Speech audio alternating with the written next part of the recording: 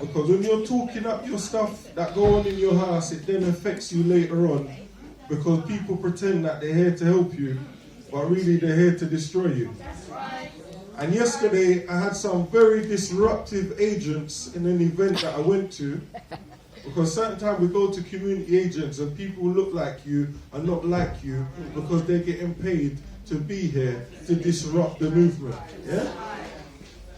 And I think it's very disrespectful for people in the community to not understand that every time someone stands up and gives you food, which is knowledge, that person is putting their life at risk because we're not meant to be doing this. So I'm going to explain that again for the young ones. We're not just up here, I'm not a musician. What I'm doing is taking a risk to keep you safe. So we're both risking our life.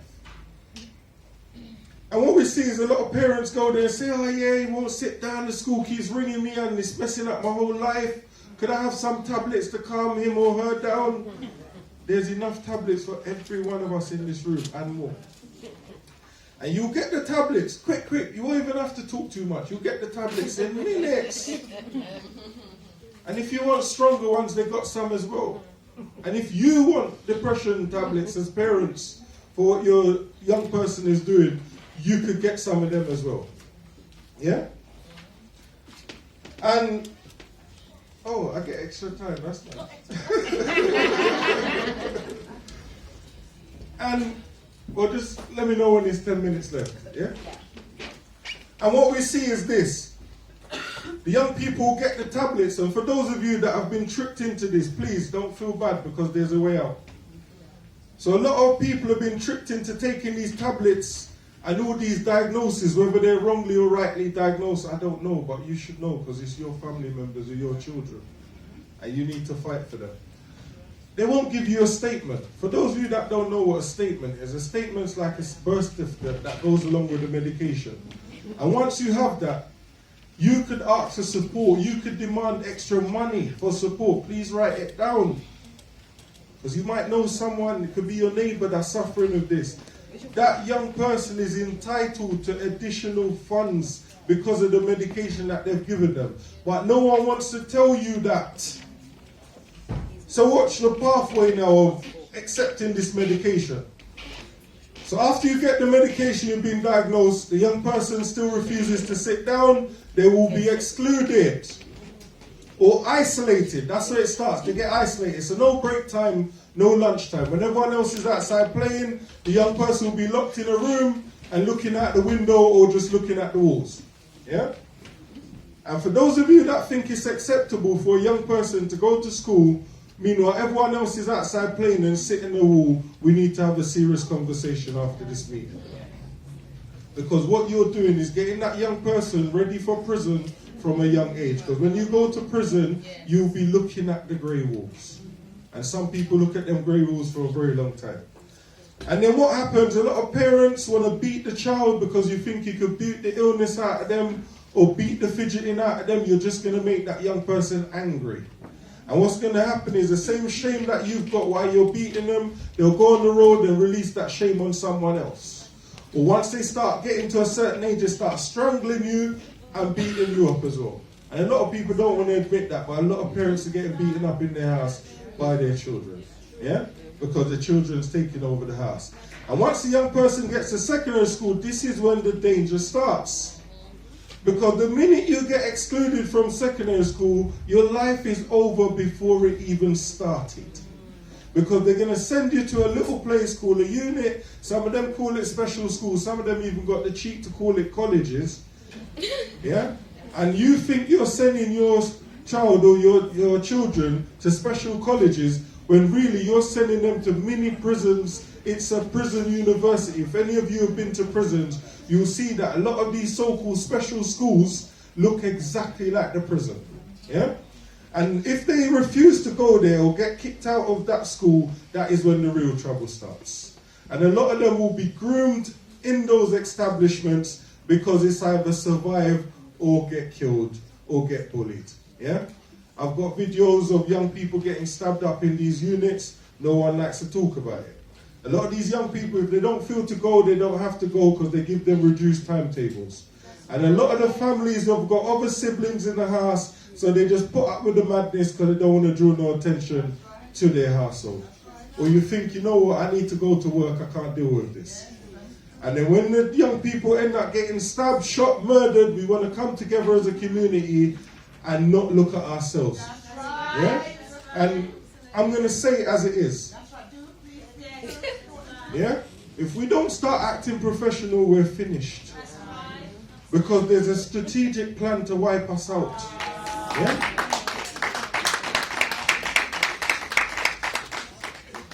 And a lot of people don't like to talk the truth, so I'm going to say it as it is. I don't hide and talk. Same way I come in the community, I'll be up there in the House of Parliament talking the same way. Because I was one of them youths. I came here from Jamaica at the age of 8. I was 3 years advanced. By the time I was going to secondary school, they told me that no one wanted to take me. How does that work? I then ended up in jail. When I went to prison, they told me that I've got a split personality. No, it's not. I keep myself to myself. If you work with me, I will finish the madness that you started. Yeah? That is not a split personality. Don't try and give me wrong diagnosis. And this is what we have to look at. There's a strategic thing here to divide us, confuse us, and make us think there's something wrong with us. And a lot of the parents go down to school and shout. I keep telling them, stop shouting, because they're saying that you're aggressive. You start behaving like animals. Start shouting professionally with your emails. Yeah? And same thing with your housing. Your housing start messing you about. Email them. Contact the MP. You could do that. Contact the mayor. Contact everybody. Because this is a problem that we've got in the community where we're afraid to use the powers that are there to protect us. If you feel as young people you're being pressured in school, write a letter to the head teacher, the principal, or some of these academies got CEOs in there. Write a letter. I'm not happy with the way you're making me feel. I'm feeling anxious, alarmed, and you're making me feel depressed. And as a young person, you've got the power to do that. So we have to empower the young people to come home and say, you know what, today I felt sad at school because this is how the teacher spoke to me. We've got teachers teaching our children that are culturally not suitable. Total disconnect. So the first thing the young people do, they exclude them. And I'm going to say it as it is. Your insides is worth more than your life. And we need to talk that to the kids. Because a lot of the young people are not understanding what's going on here. If all the young people get wiped out, who's left? So if we've got 26 that have died this year, and they're going to try and double that next year, by the time we get to 2020, how much of our young people will be dead? Because if young people are now walking around with machetes on the street, like it's normal. I had 2 young boys going to college and machete another young boy. Those things was unheard of before. They're punching up people in front of their mums. They're coming in your house. And the thing is, as a community, a lot of us say, boy, not my problem. Not on my doorstep. And I'm going to address the men before I leave. We've got a big problem. Women, you're going to get some as well, so I'll address the men. We've got a lot of weak men in the community. You look broken. You look shriveled up. It's embarrassing. Seriously. No, we have to be honest. Because as someone, I look around at some of the elders and they just look weak. They look tired. They look depressed. They don't even want to talk to you. They just walk around shoulders bent in and they're just surviving. As a younger person, I can't look up to you and get no inspiration from them. It's embarrassing. So as men, we have to fix up ourselves and walk with our back strong and our head up. Even if you're suffering at home or financially, come out with a smile and your head up. Say good morning to the youths and afternoon to them. Stop being shook at them. And if you're going around making youths, look after your youths, man. Because when the youths are not dead, that's the only time you turn up. Or I go to the hospital to visit the young people and then that's the first time I'm seeing their dad. And that's the first time they're seeing their dad as well. And we laugh about it, but it's what it is. We need to be real. And same thing for the women as well. Even though you don't like the man, let him see his youth. That's right. That's right. So someone try to cut me off, so I'll just... Don't worry. This is what we talk about when the devil... Hello? Yeah, people trying to interrupt what we're dealing with. The mic's gone off again. We don't need the mic. Where's the mic on the stand? This one. Yeah. Alright, that one's better.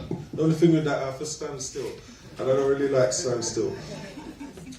But I'll just pretend today I'm giving a lecture. If you want, you can just hold it if you like. No, alright. Yeah. It's a bit heavy, but still.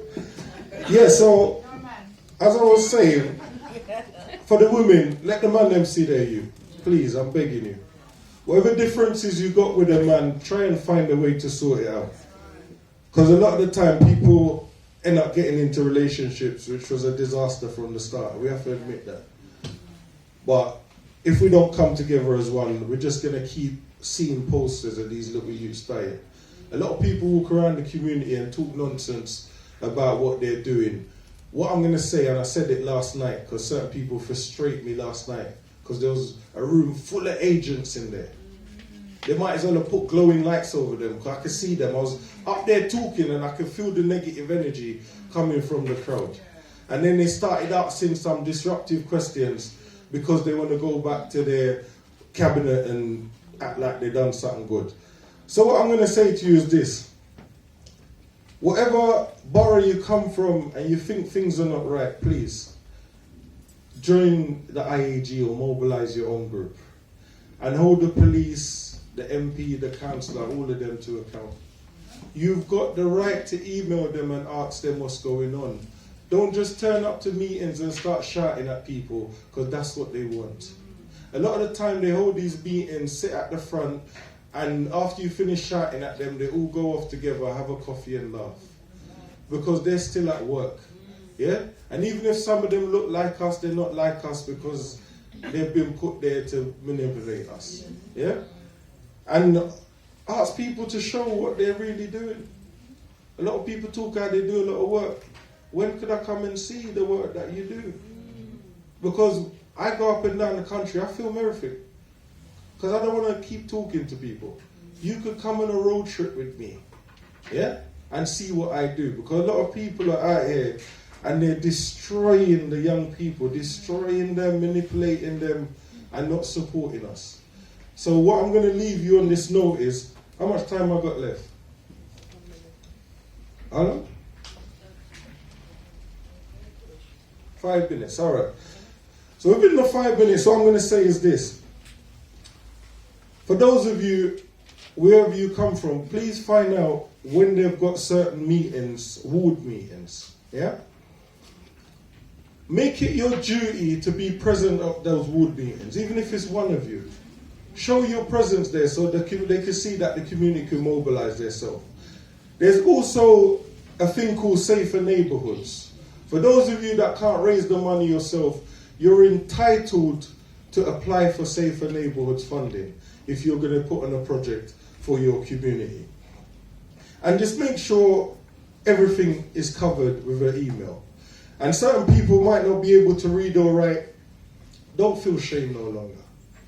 Find someone that you trust to help you read that letter or write that letter to them people. Yeah? A lot of these smartphones now, you could talk into them and they'll type out the text for you and you send it.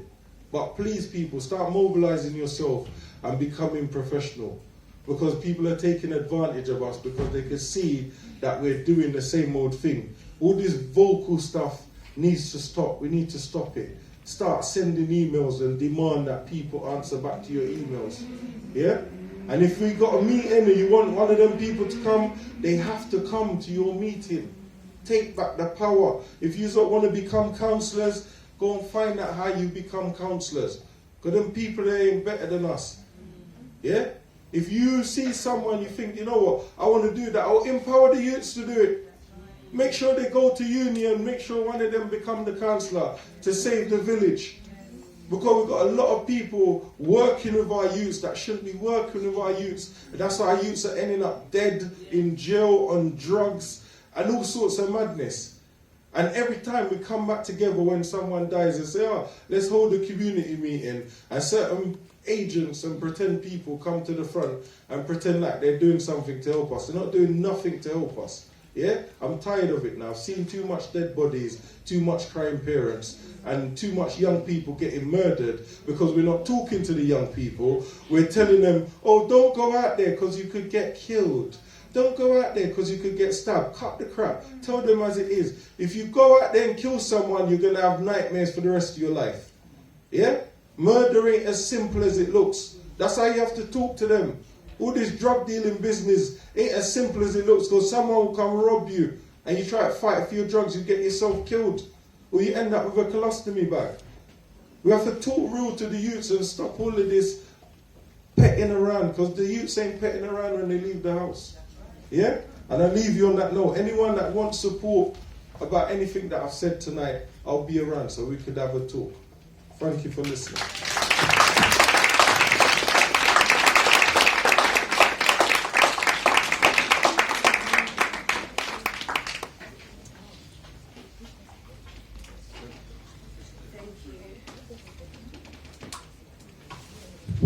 Thank you. So we're going to go into a break now. It's going to be around 50 minutes to an hour. I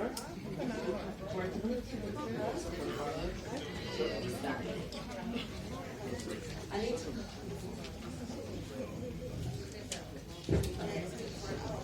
Yeah, that's what it says in the. I need to double check. I do need to double check though. I do.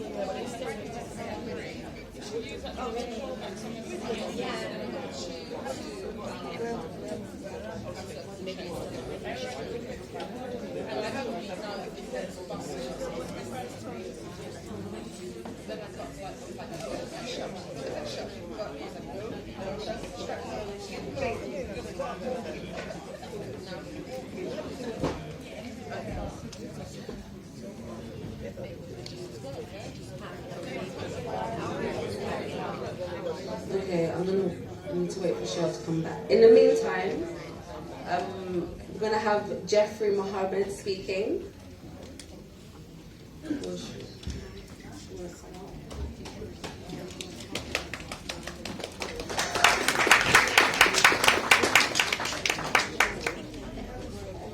Good afternoon, brothers and sisters. Is this not the Black Child Agenda? Yes. Oh, I came to the wrong place. Good afternoon, brothers and sisters. Good afternoon. Because I know the Black Child Agenda has energy. Yeah? And we feel the spirit of the family, right? Yes. Okay, brothers and sisters, welcome. My name is Brother Jeffrey Mohammed. I'm a criminal defense solicitor. And I want to just share with you for a short presentation what I do and a brief insight into what I describe as the criminal injustice system and the education to prison pipeline. It's not going to be long, but it's going to be some information that as parents, as young people, as people that are concerned about the state of our community, we need to be aware of. A brief, small bio about myself. I qualified as a criminal defense solicitor in 1999, and I've been working in our field, specifically with our young people, mostly my clients are young black boys, since 1999. I qualified in a firm in Brixton, but now I work for a firm of solicitors and we're based in Croydon. So I've seen the dynamics of what's happened in Brixton in the past and what you see and hear about happening in Croydon as we speak. We only do criminal defense. So if, for example, one of our children, one of our family members has been involved in an allegation of crime, they are taken to the police station and they can then get services from a firm of solicitors for free. Now, I want you to be clear on the position, because some of our young people get involved in crime, not because they're criminals. Hello, everybody. Not because they're criminals, not because they're bad people, not because, just sometimes because they get involved with the wrong associates, because they're in the wrong place at the wrong time. Sometimes just because they're with somebody who does something. And as a result of that, they find themselves before the criminal justice system, they find themselves before the courts. But the first port of call is the police station. Now, you are able to ask for a solicitor of choice at the police station. Now, many people don't know this, especially if you haven't been involved in the criminal justice system in the past. So what we generally recommend you do is find somebody whom you trust. Somebody that cares about your children. Somebody that is not doing what they do because they need to pay a bill at the end of the month. Somebody that has a passion for community development and community growth. And that person, ask them to recommend somebody to you who can assist your child if they end up in the criminal justice system through the police station. The reason why I say that from now is because you need to have that telephone number on lock. You need to have it. Your children have phones. Yes? And we say to the child that they have this phone because we need to be able to get in touch with them. We're concerned about them. Back in my day, we had a 10 pence and a telephone box. You push the 10 pence in the telephone box and you make a call back home. But I never, ever, ever made one call back home to my parents. I grew up in Tooting. I went to school in Battersea. I went through Junction. I went all the way I needed to go with no one telling me, where are you from? What ends are you from? We used to wear school uniform, and people knew from my school that where I lived, in Tooting, that the school that I was going to wasn't in Tooting. But no one was asking me, what am I doing down here? Now that was just about 5 years ago. But the point that I'm trying to say is the reality of young people today isn't that which many of us as parents have been through. So we sometimes look at our children and sometimes even judge our children, but you don't know what it's like to be a 15, 16, 17, 18-year-old today. Some of them can't walk across the street without someone asking them, what do you do in my area? And they live on the same road. So we've got to be very mindful as parents, we've got to be very understanding. But what we must do is be informed. And what we must do is do what we can to make sure that we're in a position to protect our babies. Because at the end of the day, as one of our brothers and our presenter just said, our youths are dying. They're dying. We've done an event just on Tuesday called Stop the Killing. Stop the Killing. And we had the father of Brother Michael Jonas, who was killed in Annerley just a few weeks ago. And then he was the 22nd person to have died. On the day of our event, 2 more black boys died as a result of their stab injuries, making a total for the year 24. 24. 1, 2, 3, 4, 5, 6, 7, 8, 9, 10, 11, 12, 13, 14, 15, 16, 17, 18, 19, 20, 21, 22, 23, 24. That's 1, 2, 3, 4, 5 rows gone. And sometimes we got to look at it in real terms, not just in names or in numbers. These are our young boys who their lives have been cut far too short because of ignorance, because of somebody thinking they need to prove something to somebody else, because of bravado, because of fear. People are walking around with knives. Now I'm going to mix this up a little bit. If you know the answer and you're an adult, it's not for you. Who knows the minimum term of sentence for somebody who is found carrying a knife twice? A second knife strike. Even if you're not a child, who knows? Just raise your hand. Look around, brothers and sisters. Hold on a minute. Nobody knows. That's a concern for me. Because we should know what is at stake so that we can teach our children. This is the black what? Child agenda. Now, if a child has been found with a knife once, and then is found with a knife twice, the minimum term, and I was going to give away a prize, but I can't even do it. Let me see if I can, someone give me a guess. 5 years? No. Hold on, I can't see you shouting. 8? Sister. 20? No. Possession of a bladed article, a knife. 6 years? 3 years? No. 8. No. Well, I'm glad you're not the judges. My God. Some heavy sentences going down. 18 months? 2 years? 6 months? Who's a 6 months? Sister, come. Come. See, it's fine. Come. Let's cool. Give our sister a round of applause.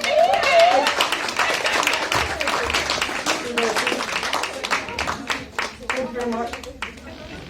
She just got one of our justice or else wristbands. We're speaking about justice or else. But 6 months. Now, I was in court, what's today? Friday, yesterday. And there was a young brother that when he was 14 was found with a little knife. And on Thursday, he was arrested with another knife. He's sitting down in prison now, 6 months. They don't say, well, you was a child, you didn't know what was going on. 6 months. And it's mandatory. The judge has no choice. So as parents, as community members, we need to know what these situations are so that we can let them do it with knowledge. You want to walk with knife? Help yourself. But this is what you're looking at. 6 months for a second strike knife crime. Okay, everybody all right? Yeah. Now, where was I up to? We have got to understand that when you go to the police station, you must have that number on cock. You must have it in your phone so that they can phone home and they can phone the solicitor at the same time. Because what would they do? They have what is called rights and entitlements for young people. And the rights and entitlements, one of them is you have the right to a free and independent solicitor. Do you want one? And if the young person has never been in a police station before and they're a little bit fearful, of course they're going to say yes. But what happens is they will get them the duty solicitor. Which is, I'm not saying anything's wrong with duty solicitors, but I'm saying I'd rather have somebody that has been recommended to me. I'm a duty solicitor. If they got me, they're nice.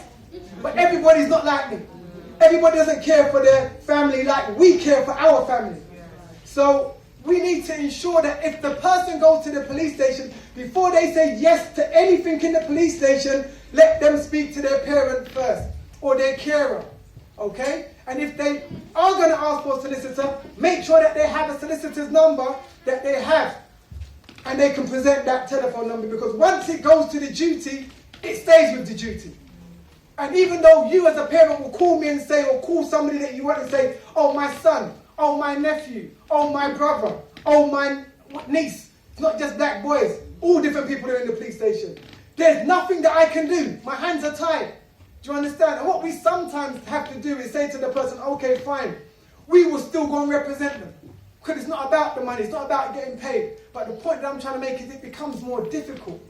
And cases are won or lost based on how they're represented at the police station.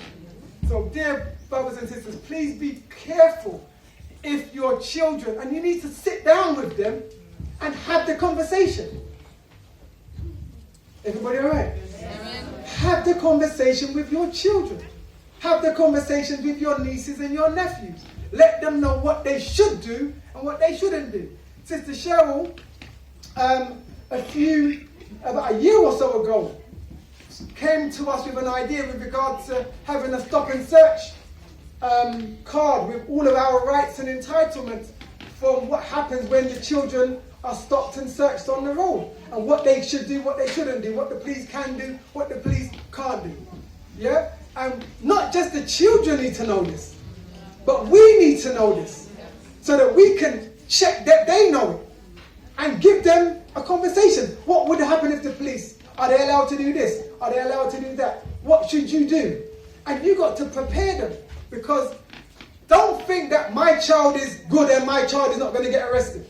Don't think that my child has been brought up in a good home and therefore he's not going to get stopped and searched.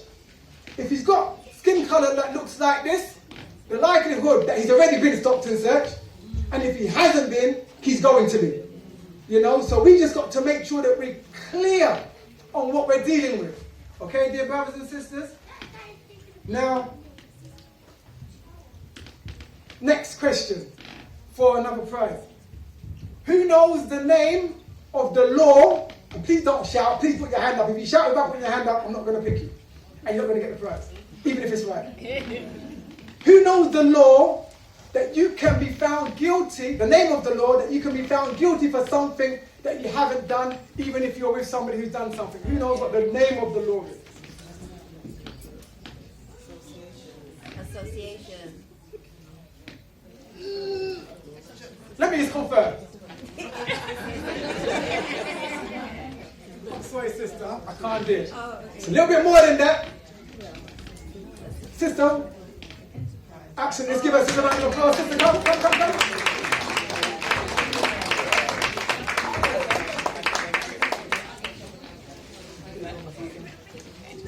Joint enterprise. Anyone heard of joint enterprise? Yes. It is guilty by association, but it's not just association. And how our parents of my generation used to deal with joint enterprises, I mean, I like it better than you are, could you know? That was how our parents tried to teach us about joint enterprise. Be careful with who you walk with, because the person who you walk with can lead you to get into problems, even though you didn't do anything wrong. Why do I say this, dear brothers and sisters? I've unfortunately had to deal with some very difficult cases whereby I had a young brother who was only 19 years old, an A-grade student, studying 4 A-levels, got caught up in a madness, and you may have heard about it, the Victoria case, the biggest joint enterprise case in this country at the time. 21 defendants arrested, all young black boys aged between 15 and 17. All young boys, everybody got arrested. Now, one of the brothers who actually got convicted of murder was a young brother who I represented. At the same time, I represented his nephew as well. And his nephew got acquitted, but he got convicted. When the boy got stabbed down in Victoria Station, he was on Vauxhall Bridge Road. He wasn't there, he wasn't present, he didn't participate. He was in another place at the time. CCTV camera showed him somewhere else. However, the law says at the initial stage, they were all together, and anything that happened as a result of that incident, he is responsible for. He didn't even know the other people had knives. And this is the type of law that are affecting our young boys and girls. You don't understand what I'm saying. He got 19 years. He was only 18 when he was sentenced. He has to go to jail for longer than he's been alive. Now, this is the criminal injustice system that I'm talking about. But we have got to educate our children. Be mindful who you walk with. Be mindful who you call your friend. Because even if you're doing something and you're fine, and another person does something and you're with them, you are jointly and severally liable for the outcome. And the outcome, unfortunately, in this instance, was a young 15-year-old boy got murdered. But there's no winners there's no winners. Everybody's losing. The family who lost their child is lost. The family who's lost their son for 19 years and his life that has gone to the criminal justice system, that's a loss. The community is a loss. The way that we're viewed, how we deal with one another as a people, in the eyes of the police and others, we're at a loss. So we can't just assume that these things happen to those boys who are in gangs and not my son, because he might go to church on a Sunday. Really? We have no clue what some of our children do when they leave our homes. And we don't even debrief them when they come home. Some of them have got guns, drugs, and knives in your homes. Or they're too frightened to go in the yard and search.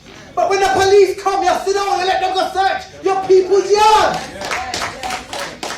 Same way you tell your children, get in the house by 10 o'clock. Them kiss them teeth and walk away. But when they get into problems with police and court, and they have to have a tag, and they must be in their yard by 7 o'clock, you see them in their yard by 6:30, them running to make sure that they don't breach their tag. So how can they find authority more so from a police or the court than in their own homes, their parents? We've got to make sure that we instill that discipline and authority more so than any police. Me! Police can't frighten me more than my pops. My dad was more than police. And he never had no stick. He never had no badge. But he's dada. And what he said, not what he said, how him look. Because we forgot how we grew up. Some of our parents didn't say a thing. Didn't say a word. Just looked. And you know your backside was fire. And we may laugh and joke, but it kept us in good stead. Sometimes, I'm going to tell you, they took out some of their stresses and frustrations on us as their children. And some of the things that they picked up, whichever was closest. However, it kept us in good stead. But now they're handing over all authority. Does your parents smack you? Do they chastise you? Oh, let us know. So that they can get involved and bring social services in your yard. Listen, and some of our children, they don't want to be there, so they bring that to the yard. I tell mine, I don't care if you're filming, I say, listen, don't ramp in my yard, you know. I'll bust your backside. You see this thing around here, I straw the thing up and I handle it. But I don't do it when I'm upset. I don't do it when I'm stressed out with my wife or I had a bad day at work. I tell them, listen, when I'm calm, we're coming after you, you know. So that I can give them what they deserve and not nothing more or not nothing less. And if you want to tell whoever, help yourself. But listen, my book says, bear the rod and what? Spoil the child. And I'm not spoiling my child, I'm not sparing not a damn thing. I didn't ask for your permission to bring them in on the planet. I'm going to ask for your permission to discipline them in the right way and with the right spirit. Because I know what I do with that work. And I bring it and I show them. I was speaking to a sister today and I was speaking about making sure that they're fully appreciative about what happens when somebody gets killed. The brother said that if someone kills somebody, they may have nightmares and things like this. When I had my murder cases, they give me the autopsy. They give me the pictures of the dead body to look at and see and study, and it's part of the case. When my children were young, I brought that home and I sat down around the table with them and I said, look at this. Look at this. This is the result of knife crime. This is the result of somebody who was in a situation just pulling out a knife and just doing this. This young boy is dead. This young boy has gone to jail for life. But look at these pictures. We've got to teach them something. It's called tough love, you know. And they're so frightened that when they see the knife, a knife in the house, they'll run the other way. But they're not going to roll with that. And then you also got to say, you know what, I've got to do something like forward thinking. Rather than wait for them to get into a problem, let me go and teach them some martial arts. Let me go and teach them some self-defense. Whereas if they get into a conflict on the road, they'll be able to handle it. They'll be able to deal with it. But the body can't do what it's not trained to do or being prepared to do. But what are we doing as parents? We know so many people that but we don't have no classes for the community to teach our young boys about self-defense and how to take weapons away from people and beat their ass with their hands. Everybody all right? Yes.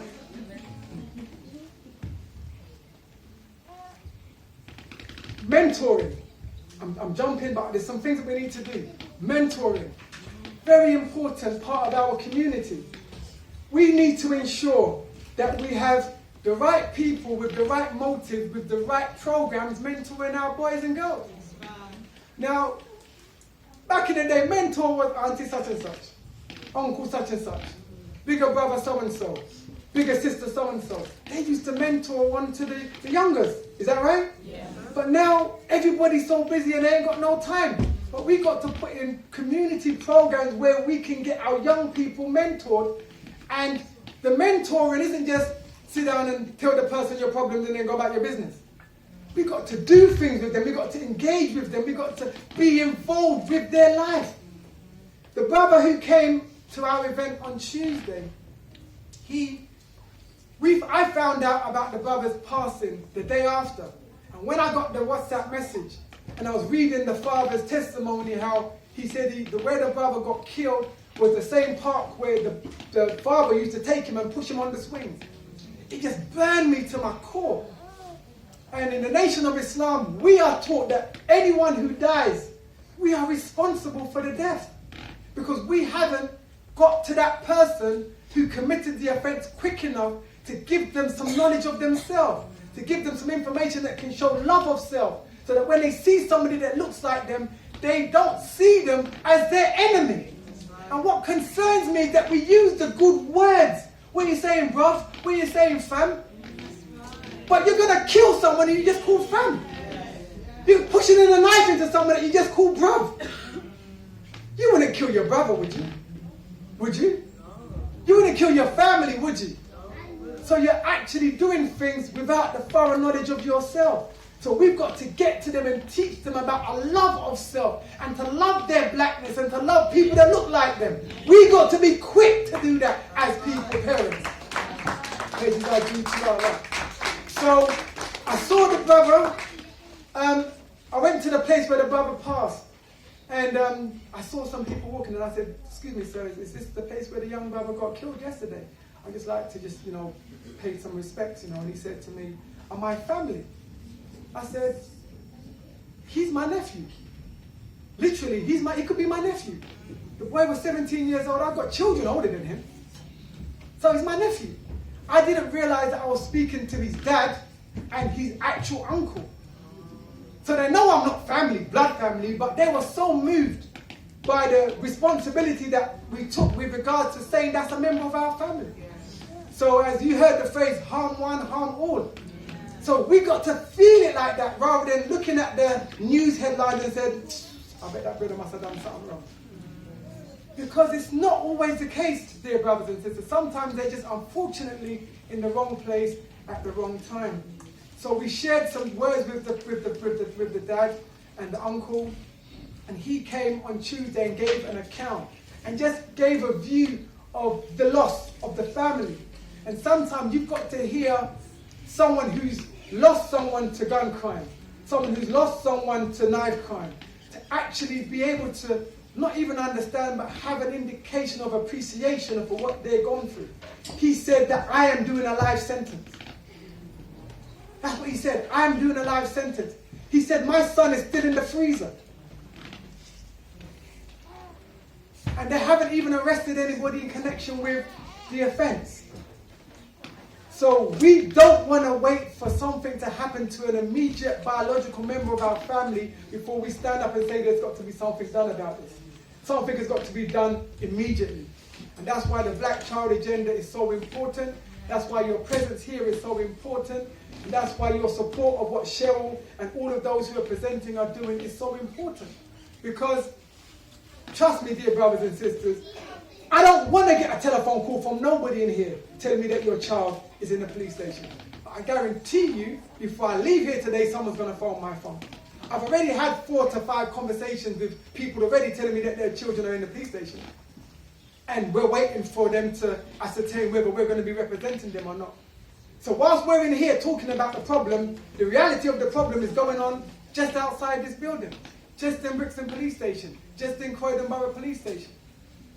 So what we've got to do, brothers and sisters, it's our duty to teach our children, to teach ourselves, and to ensure that we try our best to keep our babies out of the criminal injustice system. Because when you go on that playing field, There's no guarantee how this thing's going to play out.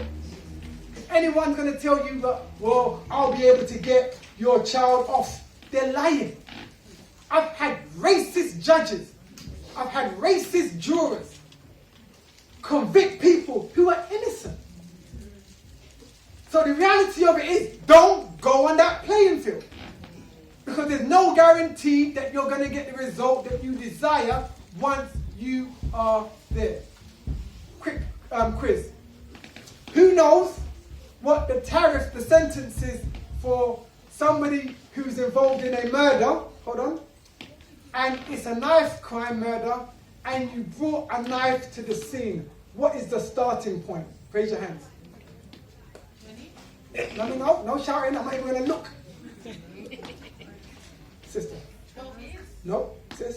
16? No, this is the starting point. I wish you was in some of my cases. My God. Sis. Hold on, listen to me. A murder based on a stabbing where the person brought the knife to the scene. 7 years? No. Lie. Yes, but there's a starting point. 30? Is it 20? No. I'm going to explain why I'm going to give you a prize anyway for something else. Because you've gone to my second question, but I'm coming to you, young brother. This is with the hands. I can 20? say. Oh, 20 years? No. One more, brother. 10. No. Sis?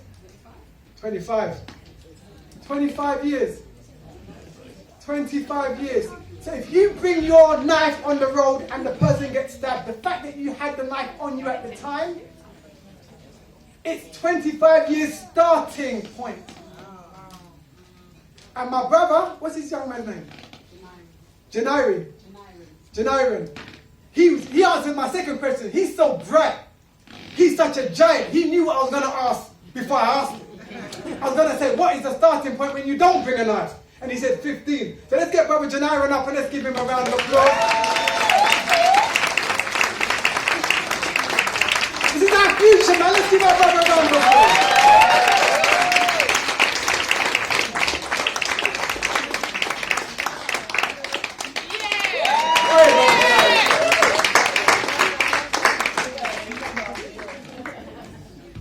Listen, we got to big up our youth, you know.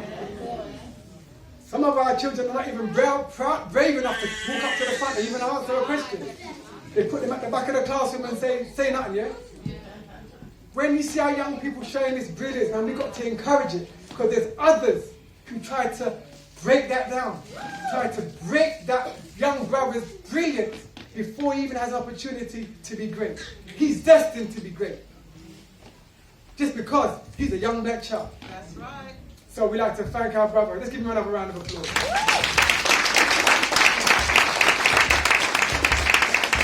Now, answer my young brothers, 15 years if you don't bring it. But just say, for example, something's happening and you and someone's fighting and somebody else has brought the knife. And that knife happens to end up in your hands, which it can, and that person dies as a result. That person's starting point is 15 years. Now, one of the things I want to say is when you are involved in killing somebody, murder, you get mandatory life sentence. Mandatory. Not optional, mandatory. Meaning whatever figure they give you to serve, you serve every day of it. So if somebody gets, for example, 24 years, they serve a minimum of 24 years. And then, when the 24th year is up, they have to go via the parole board, you heard in America, and to see whether they've been reviewed, to see whether they are being rehabilitated, to come back in the society. Now answer me this question. Who's going to be sitting in jail from when they were 16 for 24 years and being rehabilitated? You become institutionalized. All you know in your life is prison. You've been in prison more than you've been on as a free, have your freedom. So what we've got to understand is there are also courses that you have to take as a lifer or someone who's got life imprisonment. The majority of the prisons that the people who are serving life are in don't do the courses. So how are you supposed to qualify to be released if where you are, you can't do the course? Now, one thing I'm going to say regarding this joint enterprise is this. Many of us may have heard that there was a change in the law. Joint enterprise. Did you hear it? I'm sure someone's heard about it. You heard about it? He's heard about it. Now, what happened is there was a case called Jogie Johnson. And it was a Jamaican case, actually, and it was heard here in the Supreme Court. And they were speaking about foresight with regarding joint enterprise. And if the person didn't have foresight, then they shouldn't be convicted of the murder. Maybe they should have the lesser offense, which is manslaughter. Okay? Now, it was speaking about foresight regarding knowledge of an incident. Now, after that law was passed, many people thought, oh, we're going to appeal the case because the law's changed and we're coming out. Let me tell you something. There's been nearly 100 appeals. How many do you think have succeeded? Someone said it. No. Who said that? Me. Who said zero? Me. Zero. Zero. Here you go, sir. So you should like the little you come up by the big girl, she can't come up. Zero. Zero. Zero people's appeals have been successful. Why? Because the courts in this country do not want to open, I can't even call it a floodgate. They don't even want to open a little space for some justice to come to any of our people that were wrongfully convicted of murder on the principle of joint enterprise and were convicted as a secondary party. Not the people that stabbed the person or shot the person, the people that were just present but didn't participate, like that brother I spoke to you about earlier. His case was prime example of how this case should have been reviewed. They found a way. They are intellectual liars in the Court of Appeal. And these people are having the power of sentencing our babies. Some of them are in their 80s and 90s. They'll be dead in a few minutes. They don't care about the lives of our young boys. They know the great power potential that our young people have. They know the future is with them. And they're trying to deny them their future. They're trying to deny them an opportunity to be great. And this is what we're dealing with regarding the criminal justice system. So it's a system at the moment that is weighed up against us. It's a system at the moment that we advise everybody to stay out of. If you get involved in it, try to find good representation.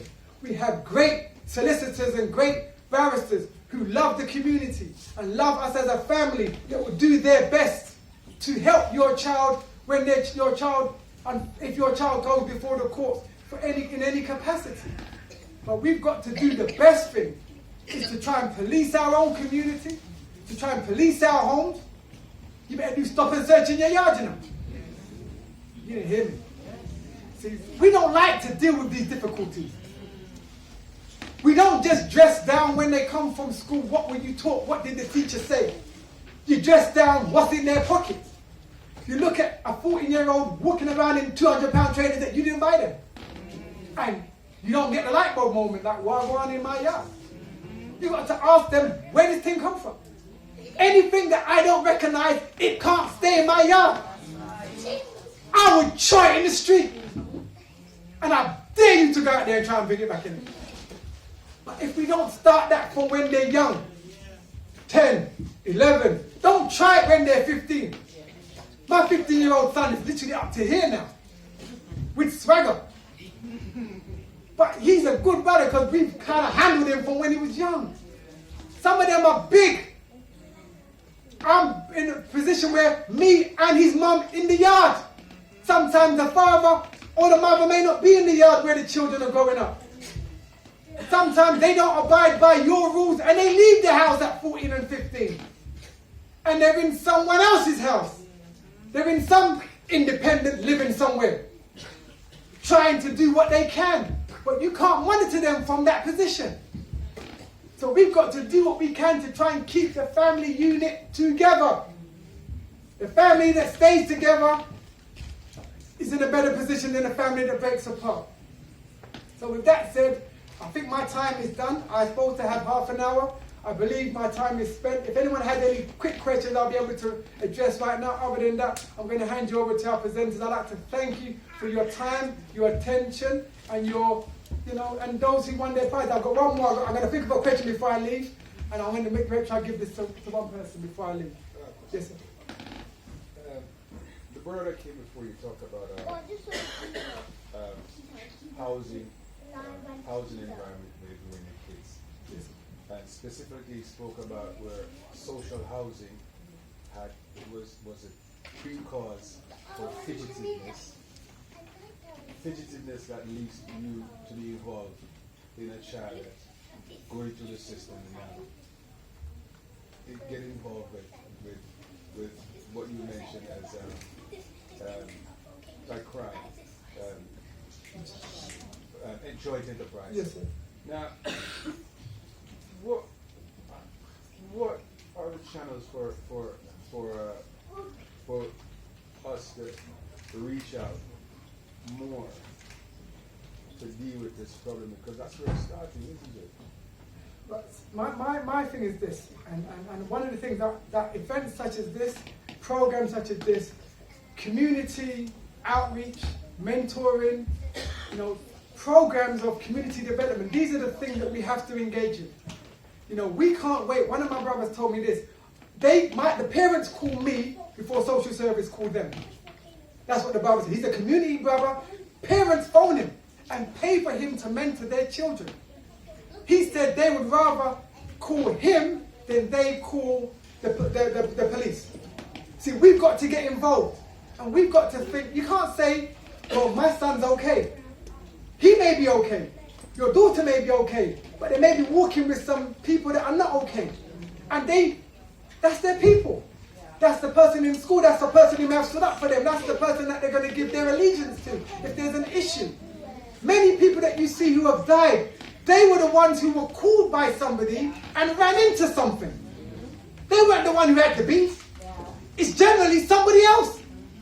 And the good one is the one who dies. But we've got to understand that the level of love in our community is not what it should be. We've got to understand, we've got to separate from the mind of some of these people. Because the way they think is not the way we should be thinking.